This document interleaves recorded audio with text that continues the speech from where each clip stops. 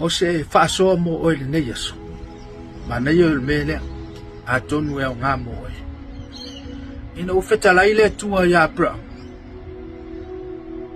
mai le tua tu u lo nu tanga cho lo nu ma le ai ngolo tama ai alu se me o te fa sino ti e o le faingo fie ia ona e yo el vala awa le tua ono le tule to tele lo waina to tele la tu te lango ina oi al fanga tai ona si o lo lima il vala awa le tua i lo soifu la le intangata la tu te lango ina oi o le fa so mo le fiafi awa te fa lango i ainga awa fo i te fa lango i te masani ai fa lango i le tua o le tele o ainga e o le la tu tangata la ku ke le lango le anga fa mai Yesu le ma reko ono fa upo fa ele mamalu se perfecta i lona lava nu lona ainga lona lava fali aisha langa fo e mana tu fo e la tu te leva aya te o stangata o le tu ai la tu te va aya te o le uso o tua ngane, o tua fafine. Whawhita uri e te tupu te tono ringa luenga leri, e te tupu fo i te tono ainga, te ta inga o ainga.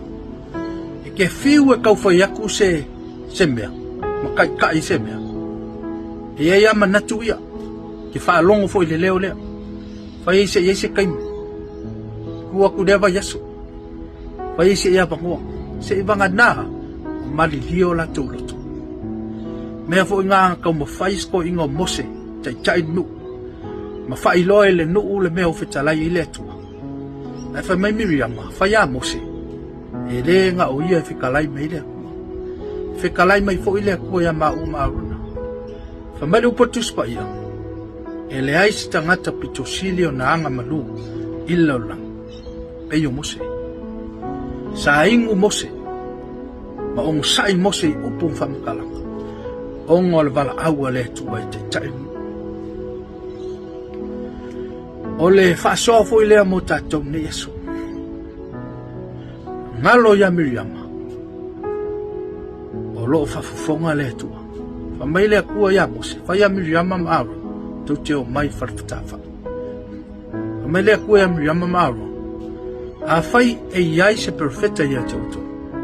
O te whaali ai whaalinga mamiti. Aire whape nala o ono mose.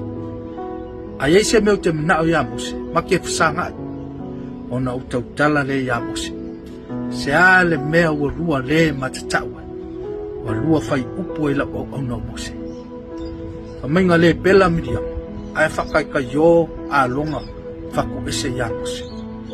Whawhita uri ia. E ke wa ai e kongo ngā le ri. Te ta ino ngā le ri. E ke wa ai foi ko kongo te ta ino ai. E ya e iai winga ia.